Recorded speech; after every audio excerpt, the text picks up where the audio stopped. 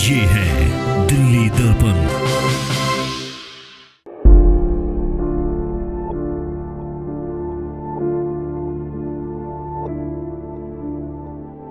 बच्चा तो चाय मांगेंगे, बच्चा तो खाना मांगेंगे, हम कहाँ से देंगे?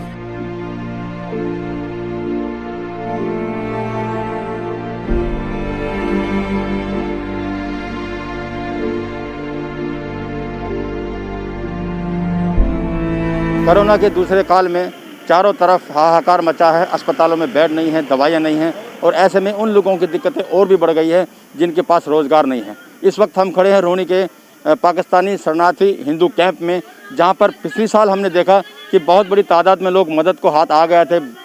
बहुत सारी संस्थाएं उन्हें राशन दे रही थी, हर तरह की मदद दे रही थी। लेकिन अब इस काल में क्या हाल है, ये जानने के लिए हम इस कैंप में पहुंचे हैं। हमारे साथ हैं इस कैंप के प्रधान हनुमान प्रसाद जी।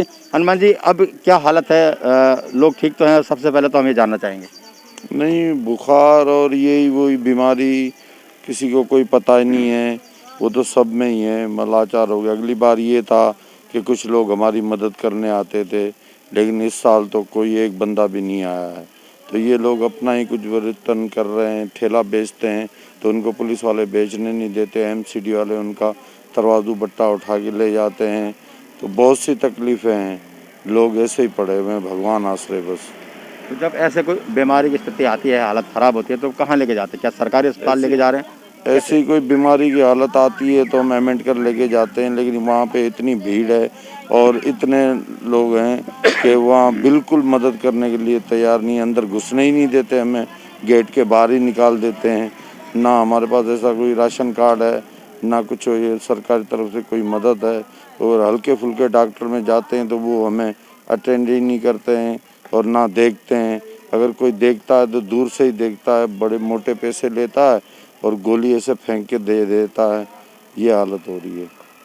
पिछली बार हमने देखा था कि बहुत बड़ी संस्थाएं बड़ी तादाद में आई थी, आपको हर तरह की मदद कर रही थी।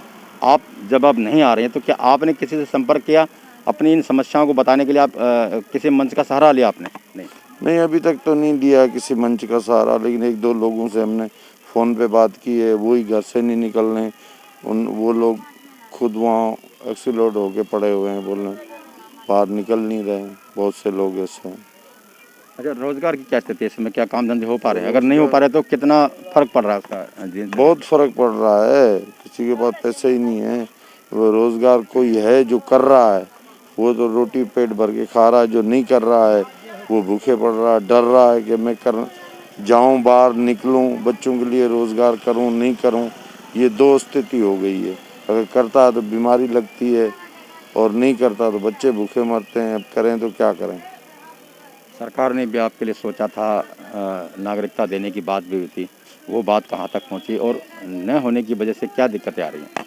वो बात जो पहुंची, सरकार ने हमें जो 1 साल पहले हमने नागरिकता संशोधन बिल सीए जो पास किया था, उसका अभी तक कोई फ़ायदा नहीं हुआ है। वो लागू ही नहीं हुआ है अभी तक। अगर वो हो जाता तो हमारे राशन कार्ड बन जाते, हमारे वोटर आईडी बन जाते, तो इसकी वजह से कोई अड़ोस पड़ोस या कोई नेता है वो हमारी सुध लेने आ जाते। अभी तो ऐसे ही पड़े हुए हैं, बोल रहे हैं इन पे क्या काम है, इनका कोई वोट ही नहीं है, तो हम इनको क्यों पूछें? तो ये स्थिति है, पड़े हुए हैं बस। आप बताओ जरा, कोई आपको दवा के पूछने आता है? कोई बताता है कि नहीं, कोई भी नहीं पूछने आता है भैया। हमारे की किसी की मदद नहीं चाहिए, अपने कमाने दो बस। हमारा तराजू नहीं छीनो, हमारी रेहड़ी नहीं छीनो पुलिस वाले। हमारे को अपनी मेहनत करने दो, हम किसी की मेहनत नहीं लेते हैं। हम अपनी तगारी उठा लेते हैं, हम अपनी लकड़ी जला लेते हैं, सुई गैस कुछ हमारे को नहीं चाहिए, हम अपने हाथ से कर लेंगे। पर हमारे को पुलिस वाले तंग मत करो। अभी हमारे बच्चे भूखे 8 दिन हो गए, हमने घर में रोटी नहीं बनाई है।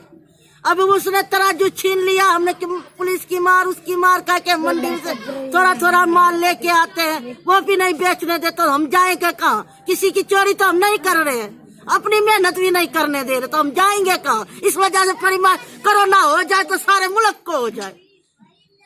अब बच्चे तो नहीं भूखे मरेंगे, बच्चे तो बोलेंगे अम्मी रोटी दो, वो दो, वो दो। अब मेरी 100 रुपए की चाय बनती है, बच्चे तो चाय मांगेंगे, बच्चा तो खाना मांगेंगे, हम कहाँ से देंगे? ठीक बात है। तो पिछली बार तो लोग लेके आ रहे थे, राशन दे रहे थे, अब की बार नहीं आ रहे हैं? हम बोल रहे हैं हमारे को नासन वासन कुछ नहीं चाहिए, हमारे को अपनी मेहनत से कमाने दो। अपनी हमारे भी पत्ता है, सब अपने अपने घर में खुश रहे, ये रहे, हमारे को कुछ नहीं चाहिए। हम अपनी मेहनत से कमाना चाहते हैं, वो मेहनत भी हमको नहीं करने दे रहे हैं। अब तो तगारी का काम नहीं है तो हम कैसे तगारी उठाएंगे। अब हम लकड़ी बेचने वाले, लकड़ी बेच के हम बच्चों का गुजारा कर लेंगे, हम किसी की मेहनत नहीं लेंगे। हमारे को ना राशन चाहिए ना कुछ भी नहीं चाहिए, हम अपने हाथ से कमाने दो बस।